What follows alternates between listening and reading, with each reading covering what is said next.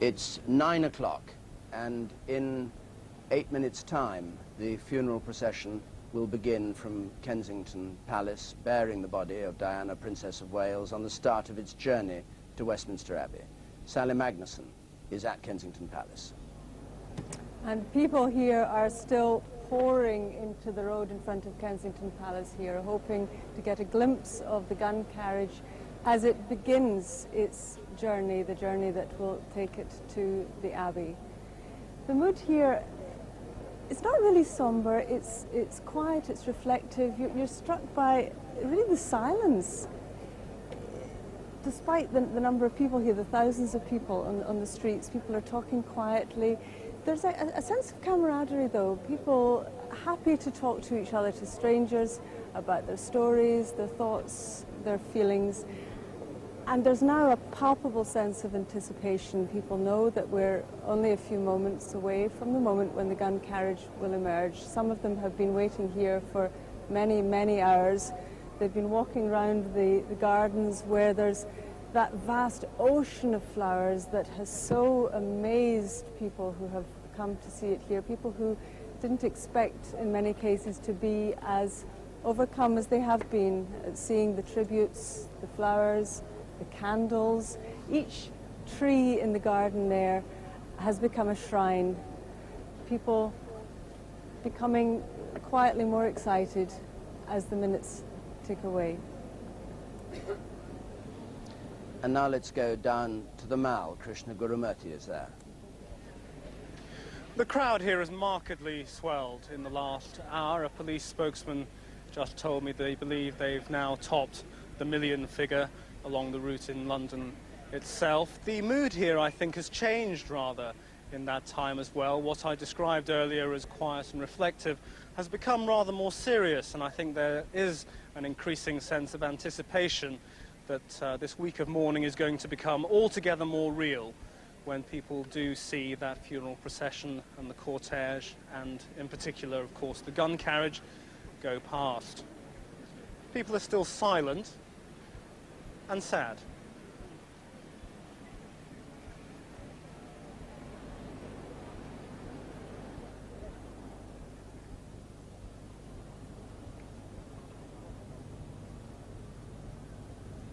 It's only a few minutes now until here at Kensington Palace we shall see the start of the funeral cortege, the coffin of the princess draped in the royal standard with flowers from members of the family, drawn by 6 horses, come down this road. Just the horses of the King's troop and the bearers who will carry the coffin when it reaches Westminster Abbey.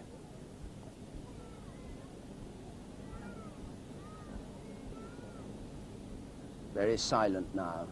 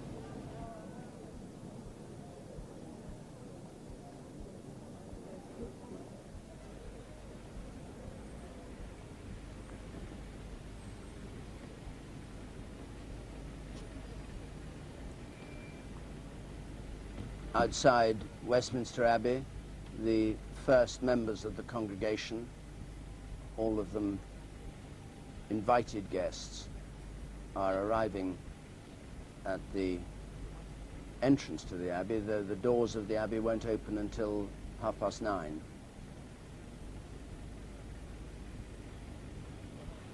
But at 9:05, the first early arrivals. Many of the congregation have 2,000 or so people who worked for charities, people who were friends of the family, many visitors from the United States, where the princess had many friends,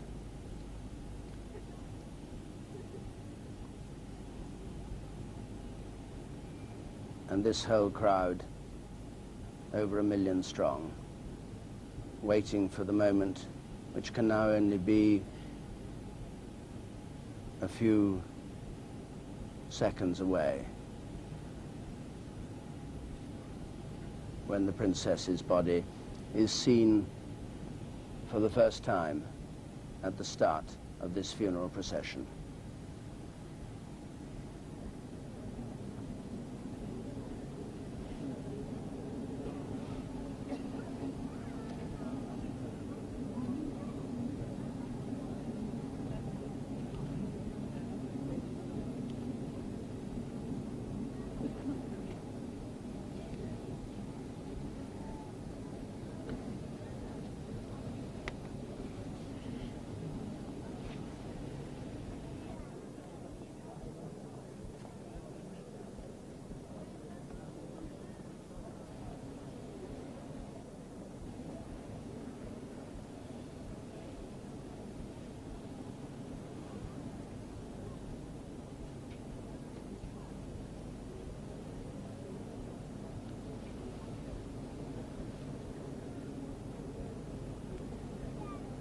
The huge, towering building of Kensington Palace there,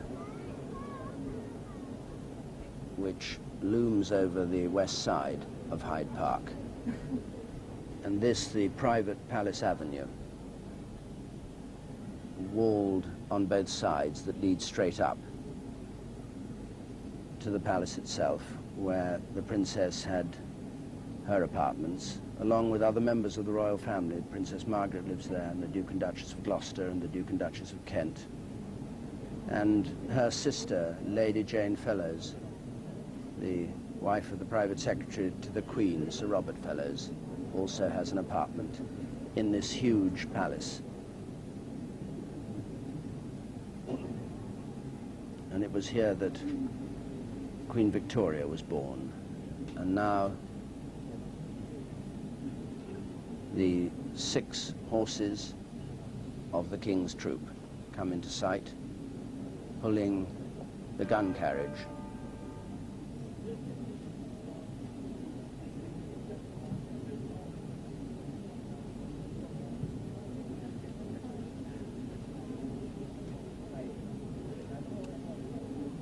And they're coming out of the private entrance of the palace towards the gates that stand at the bottom.